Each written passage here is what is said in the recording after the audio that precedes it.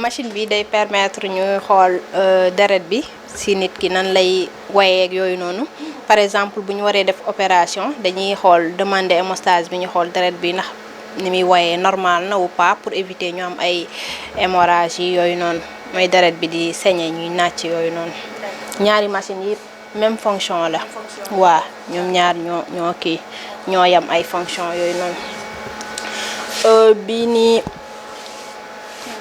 machine bi numération lay def waaw machine bi machine numération la pour xool deret bi yi nekk ci biir cellules yi nekk ci biir nombre beeg yooyu noonu yooyu lay xool formule sanguine bi ba xam normal na ou pas yooyu lay xool ak bu ñu amee ko am anémie koo xam ne dafa manqué deret wala yooyu noonu yépp ça permet de détecter machine yi nii ionogramme lay def ionogramme sanguin mooy pour xool bu nekkente ne ñi nga xam ne dañoo am ay maladie rénale comme ñi amee ay insuffisance wala yooyu noonu seen ionogramme day plus souvent day anormal yooyu noonu léegi waa machine bi même yii nii yëpp bii nii gaz du sang lay def mais yii nii ionogramme lay def ñett yi ñoo yam fonction léegi bii nii gaz du sang lay def gaz du sang mooy ñoom oxygène et CO2 yooyu noonu lay permettre xool waa bii nii mooy comme yii nii rek même chose la waa ionogramme bi lay def waaw. alors tey nag muy 8 mars lañ nekk ah bésu jigéen ñi journée internationale des droits de la femme tey lan ngay wax jigéen ñi nga xamante ne nag surtout dañoo yaafus ah du bëgg xaalis te duñu nangoo liggéey yow ñu fekk la ngay daan sa doole tey lan ngay wax si jigéen ñi. waa di leen wax nag ne jigéen mën na jouer rôle boo xam ne sax góor tey mënu ko comme ça parité la ñuy wax mais jigéen des fois mën na def sax plus que les hommes léegi kon ñun ñuy bañ a natt suñu bopp ci yenn affaires yi man parce que jigéen laa duma def lii et tout jigéen mën na réaliser lu nekk il suffit que mu am jom xam li mu bëgg yooyu noonu et tout te fii fu bëri foo dem nombre jigéen ñi nga fay gis mooy ëpp sax nombre góor ñi loolu day wane seen am jom ak seen nangoo liggéey et tout. alors nan nga gisee liggéey bi fii au sein du laboratoire. waaw man nag yàggu sa bopp fi nouvelle là et tout mais. ça fait combien de jours une semaine net.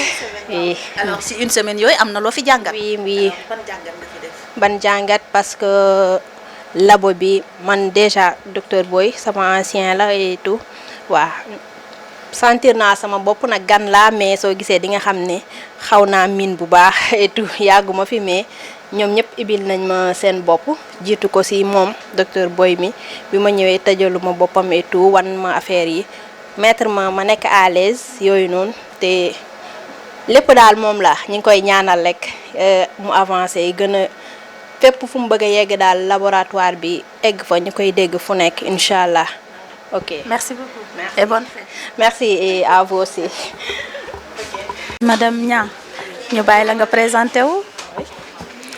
waaw asalaamaaleykum maa ngi tudd madame Niang Astou Dia assistante infirmière d'état en même temps secrétaire waaw.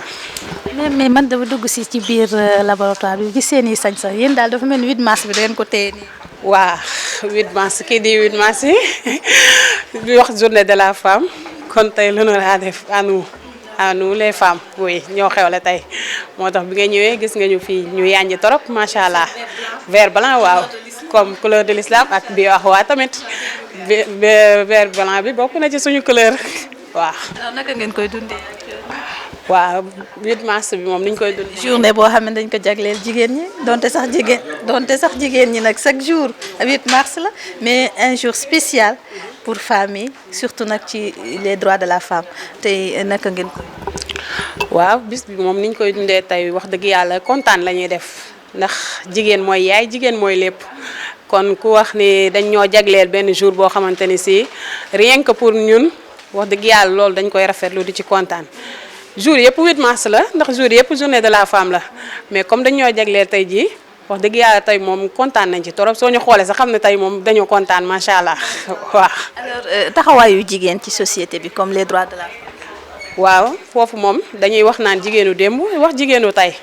ndax tamit dañ naan bu njëkk jigéen day toog ca kër ga di yor xale yi di togg di yàq di fóot di toppatoo monsieur léegi nag dañ ne jigéenu tey ñu naan femme moderne mu doon loo xamante ni si ñuy liggéey boole kër ga boole liggéey bi que ni jigéen mën na nekk fépp fu góor nekk jigéen mën na nekk ci wet ga. day wax góor baax na jigéen baax na waaw mën nañoo nekk ci ñaari côté yëpp boo ñëwee fekk ñu ci kër gi danga naan ñii ay femme de ménage lañ boo ñu fekkee ci bureau bi tamit nga ni ñii ay femme d'affaires lañ ñoo ngi ci yëpp waaw. noonu la sax jigéen dafa war a nekk ci yëpp alors liggéey bi fii au sein du laboratoire nan ngeen koy dundee. waaw liggéey bi fii au sein du laboratoire xam nga ñoo ñëwee fii gis nga ñun ñoo nekk accueil mooy base bi ñun ñoo jiitu soo ñëwee ñun ngay njëkk a jot ci ñun ngay njëkk a jot ci ñun ngay dal ñoo la war a dalal inspiré la gagner sa confiance pour ba nga xamante ni si di nga nekk ci confort di nga nekk. nan ngeen di gagner ko.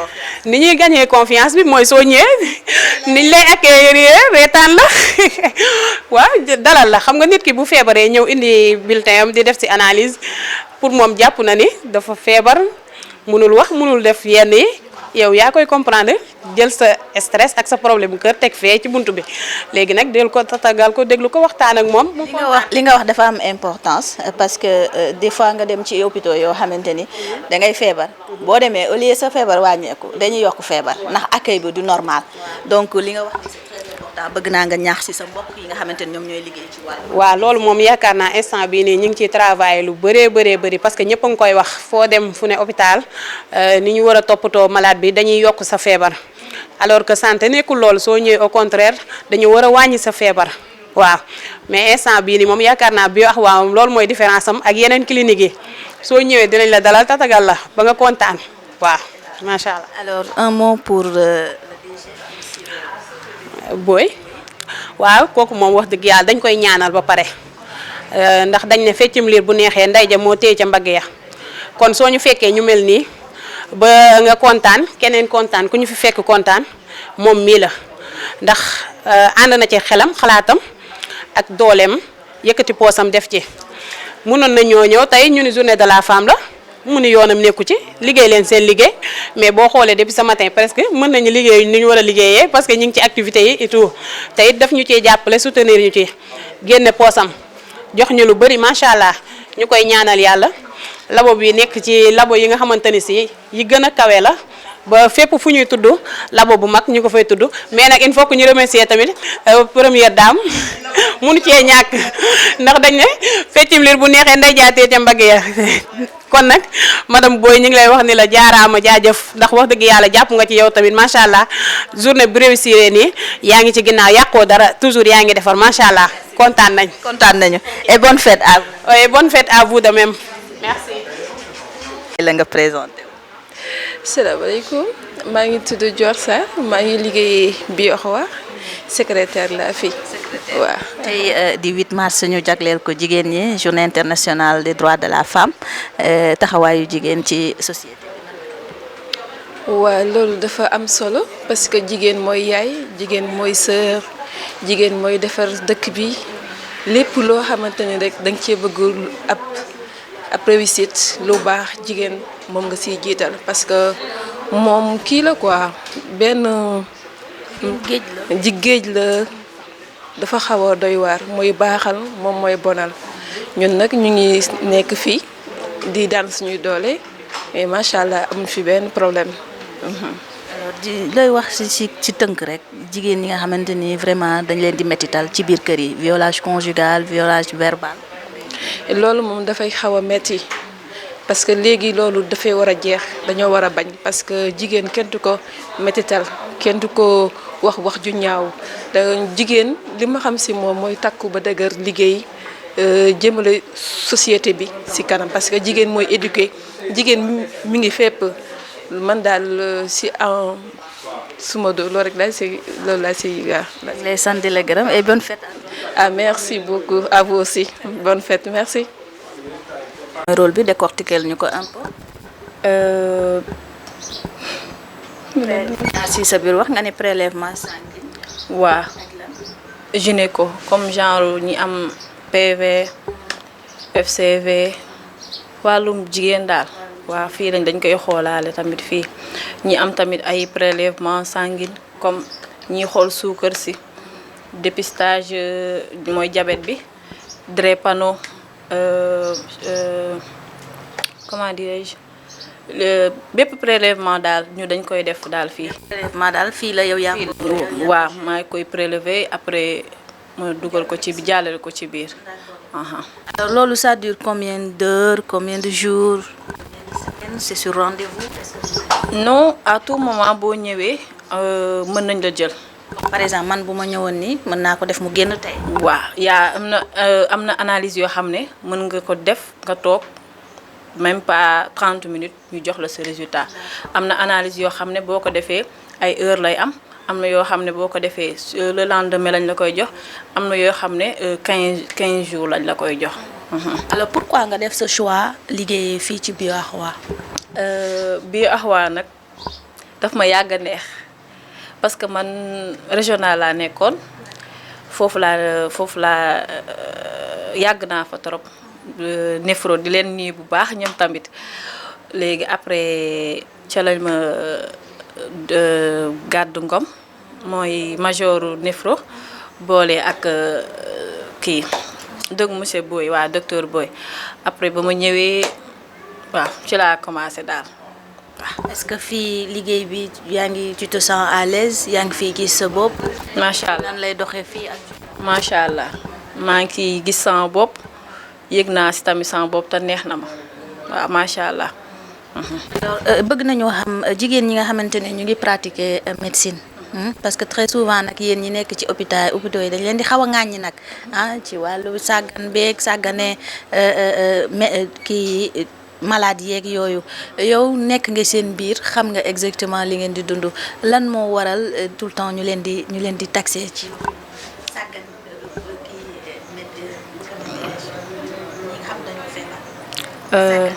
sàggan si d'accord loolu nag xam nga man duma ci mën a xuus bu baax parce que nit ki lu mu fekkee rek lay wax man macha allah mosuma fekkee loolu donte maa ngi koy ñuy taxé ay infirmières yi wala sage-femme médecin yi ay amuñu àq ci malade yi taluñu malade yi yooyu noonu mais man moom lu ma fekk laay wax. alors yaa ngi koy dégg ban conseil nga leen di jox? ñu comme ça ñu mel ni buñ tiimee malade ñu jàppee ko comme seen papa comme seen yaay man su ma tiimee benn paa man ma xam ne sama papa laay faj su ma tiimee benn mère ma xam ne sama yaay la soo ko jàppee noonu boo ko xoolee noonu daal après problème du am. alors 8 mars bi ñu tëj émission bi lan kan nga ciy sargal ak loo ciy wax jigéen ñi. man maa ngi ciy sargal sama bopp waaw jëlee ci sargal du ci sargal waa BioAxwa yëpp.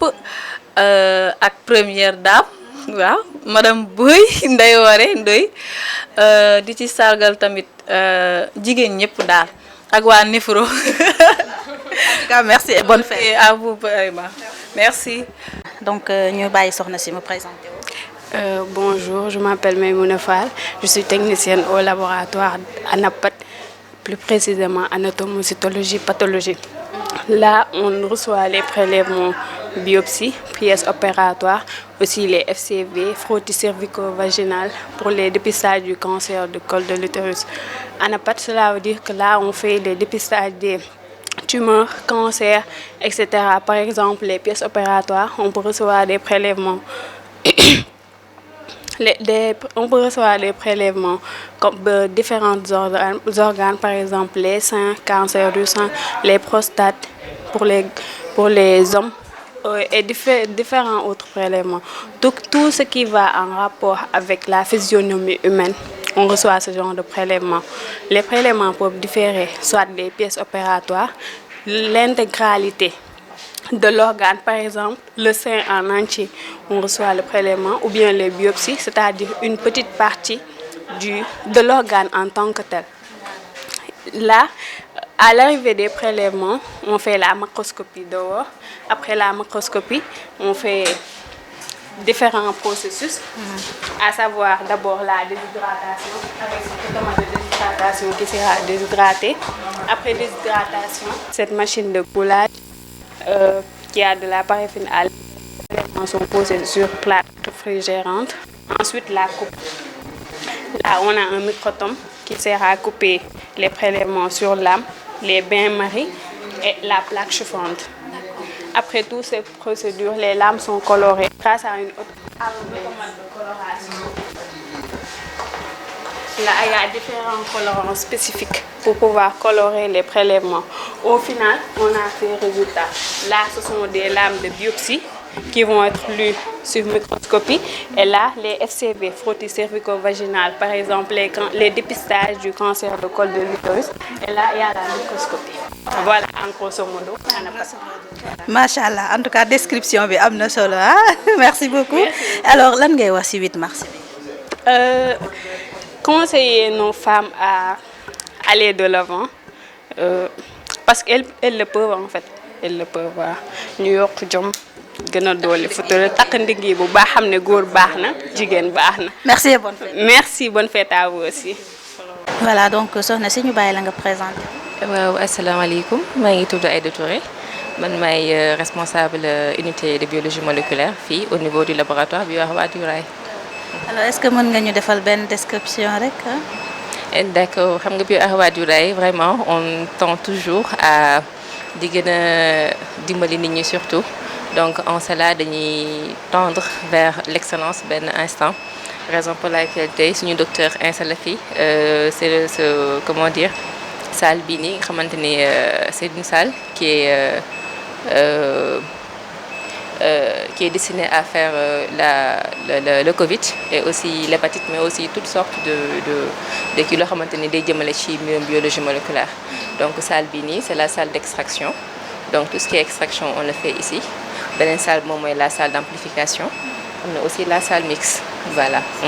Alors wax nga loolu doy waar loo xam actualité la muy Covid-19 nga nekk fi responsable ci salle bi alors naka ngeen ko dundee durant vraiment période Covid bi yëpp. C'était difficile mais au fur et à mesure que ñuy gën a habitué wu à ça c'est vrai que nag yombul benn instant liggéey bi charge bi et tout mais alhamdulilah ñoo ngi sant yàlla. am aussi benn docteur bu ñuy épauler à chaque fois dañu gën a yombalal liggéey bi ak machines yu bees yi donc voilà wax dëgg fa neex yàlla ñoo ngi sant yàlla côté boobu noonu.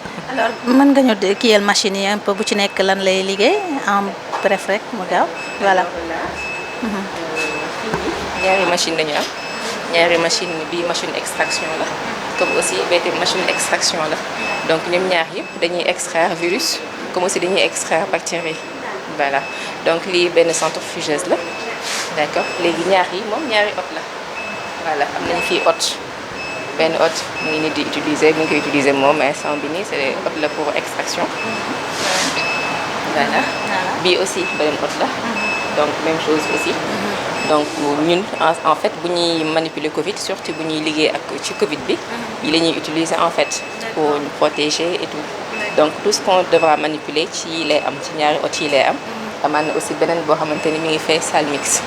Voilà. Donc mën nañu wax à travers que ni Covid bi wàññeeku na kon amatu leen benn cas bu garaaw. waaw wàññeeku na je le dirais pas à 100% wàññeeku na boobu je le dirais pas à 100%. ba tey yéen a ngi continuer di am ay. ba tey jóge Covid ba tey jóge Covid mais sant yàlla.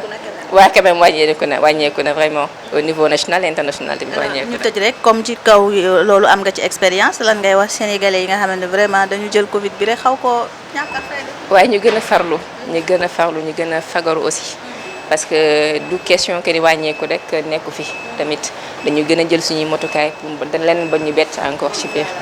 Merci et bonne fête. Je vous remercie merci beaucoup soxna si merci. bàyyi ko mu présenter. waaw maa ngi leen di nuyu yéen ñëpp man la madame Mbaye comptable du laboratoire bi wax waa Duraay. yor wàllu koppar yi. waaw nee nañ loolu la ñu wax de wàllu koppar yi. comptable bi mi ngi noonu. Madame Mbaye bëgg nañu waxtaan tuuti yow ci li nga xamante ni moom mooy 8 mars bi les droits de la femme tey ñu ñëw daanaka visite bi ñu def jigéen ñi ñoo fi ëpp par appréciation ngay am ci. waaw juste pour wane que suñu courage rek ak suñu persévérance ak efficacité jigéen ñi comme vous le voyez presque 70% laboratoire bi yëpp ay jigéen lañu loolu mooy wane que ni ñun. ay liggéeykat lañu. yàgg naa dégg. waaw daal yàgg naa dégg jàmbaar ak efficacité bi surtout persévérance bi loolu lépp lay wane daal. Alors, au sein du Biorwa liggéey bi naka lay dund. waaw ñu ngi koy dundee parce que mën nañ ni labo bi fii presque deuxième famille la. waaw labo bi mooy suñu deuxième mën nañ wax sax première parce que liñ fiy passé mën naa ne duñ ko passé suñu kër yi ak suñu doom yi waaw. nous entretenons d'excellentes relations suñu patron bi tamit di ku baax docteur Boy ku baax ku yaatu macha allah mi ñuy jàppale bu baax waaw. ban message ngay lancé ci 8 mars bi suñu mbokku jigéen ñi. waaw nga xamante ni ñu ngi dund violence conjugale ñu ngi dund ay viol lan nga leen di. waaw xanaa jéem a wax suñu mbokku góor ñi rek ñu jàppale ñu ci loolu ci violence yi comme mën na nekk violence viol yeeg ak nuñ koy waxee yeeg yooyu yëpp ñu jàppale ñu ci bu baax daal suñu xam ne jigéen yàgg naa nekk jàmbaar comme niñ ko waxee léegi xam nga rek dañuy bàyyi suñu njaboot bàyyi lépp pour liggéey jàppale leen ñoom ci kër gi ak affaire yooyu kon loolu war nañ ci bàyyi xel bu baax di ñu jàppale bu baax ci njaboot gi ci lépp te yërëm ñu. loolu lépp ça entre dans le cadre di yërmande am yërmande ci jigéen ñi rek. dañ leen ci jàppale. waaw dañu ciy jàppale aussi ci kër ga bu baax góor baax na jigéen baax na mi ngi noonu. ci dépense beeg yooyu. mi ngi noonu di profiter aussi ci occasion bi di remercier suñu directeur général mooy Ahmadou Boy maa ngi ko doon wax sànq ak jabaram madame Boy parce que ñoom ils n'ont ménagé aucun effort pour réussite journée bi macha allah xaalis bu bari la compté jox ñu. pour personnel am macha allah ñu ngi koy remercier di ko ñaanal fu mu bëgg a àgg ci labo bi yàlla àggale ko fa ñun tamit ñu jéem a jàppoo góorgóor lu nekk benn mën ko jàppale ci li mu bëgg ci ay mbébétam yépp tamit yàlla defal ko incha allah mu ànd. merci yéen tamit bu baax. merci bonne fête à vous aussi merci. voilà ñu bàyyi ko mu présenté wu. bonjour vous allez bien c'est madame Diagne Awoli. Technicienne biologie. alors ñëw nañu fii est-ce que mën nga ñu wax salle bi exactement ban liggéey lay def ci wàllu. salle bi on utilise tout ce qui est matériel biologique par exemple les urines on utilise aussi les prélèvements vaginaux chez la femme tout ce qui est pour le diagnostic des infections et tout. alors est-ce que mën nga ñu expliquer un petit peu matériel yi ku ci nekk rôle bi nga xamante ni moom lay jouer. matériel yi ici on est en face du VITEC. VITEC yi daf ñuy permettre ñu def tout ce qui est identification en même temps aussi on fait les ABG pour faciliter le traitement donner l'antibiotique adéquat soit qu'il est sensible ou positif pour le type d'infection. alors ñu dem xool aussi beneen machine. on a ici le bot alerte. C'est pour tout ce qui est hémoculture. L'hémoculture on le met dans un ballon. Par exemple les malades qui ont une certaine température il faut avoir le pic avant de faire le prélèvement. On prélève et il y a des ballons adéquats qu'on utilise pour cet appareil. C'est ces ballons qu'on va mettre là. Le jour ou bien ça fait maximum 8 jours si c'est négatif, mais ça peut faire aussi 2 jours à 3 jours. Si c'est positif, ça va signaler ici. Vous regardez ici, si c'est positif. Là, si c'est négatif. Si c'est positif, ça sonne plus en rouge. Si c'est négatif, ça va rouge. Les deux autres, par exemple, si on met les ballons, où il y a erreur d'enregistrement, daf koy signaler aussi. Ça va sortir des points d'interrogation, de même que là. alors j'ai vu aussi beneen salle bi gis nañ ci aussi nga joxe ñu ci benn explication rek par rapport ak machine yi bu ci nekk liggéey bi nga xamante ni moom lay def voilà. boo xoolee électrophorèse lañ fiy def. électrophorèse boo ko déggee mooy tout ce qui est en rapport ak drépanocytaire bi léegi dès que ñu def prélèvement bi dañ koy présenter machine bi mais am na yeneen yoo xam ne moom ngay def avant préliminaire yi avant ngay lancer. léegi machine bi boo xoolee diagnostic drépanocytose la dina la jox malade bi nga xam ne dafa am SS dina la wax malade bi nga xam ne aussi amul feebar bi ak malade bi nga xam ne AS la am parce que phénotype bi wutee nañ. alors diggante SS bi nga wax ak AS ban moo ci gën a élevé. bi ci gën a élevé mooy maanaam bi nga xam ne mooy feebar bi SS moom. boo ko amee daal waaw SS bi moom boo ko amee daal maa deytaani moom mooy bi nga xam ne c'est dangereux mooy malade bi parce que AS mun nga doxantoog moom et tout mais signes yi toujours y a une différence par rapport ak nga am SS. d'accord SS bi ak lu muy métti métti s'il y a possibilité ñu faj la ba nga wér wala daal SS bi le plus souvent jusqu'à présent li ñu xam ak littérature bi SS boo xoolee ay traitement symptomatique tu traites le malade par rapport aux symptômes signes yu mu lay wan nga koy mën a faj apaiser des fois nga transfuser ko pour mu am gën a am kàttan tuuti waaw yooyu daal lañ ci gisagum. alors journée 8 mars journée internationale des droits de la femme mënuñu wax ba daaneel te duñ ci wax ngeen def seen i niroole yu baax man bëgg naa lii alors jàkkaarloo caméra bi nga wax ak sa mbokku jigéen ñi. journée 8 mars bi kontaan nañ ci lool ñu ngi sargal nag jigéen yépp suñu yaay yeeg ñëpp bàyyiwuñ kenn ak suñu bopp di comme ñu ngi koy féetee ci monde bi yépp rek comme aussi tamit di sargal jigéen loolu daal laa ci gis. te rafet na lool tamit jigéen ñi gën a wane seen bopp wane tamit ni lan lañ bëgg seen avenir teg seeni tamit seeni objectif ak seen wane seen principe jigéen daal gën a am doole ci bërëbu ci société beeg wàllu bërëbu liggéeykaayam et tout am na solo daal.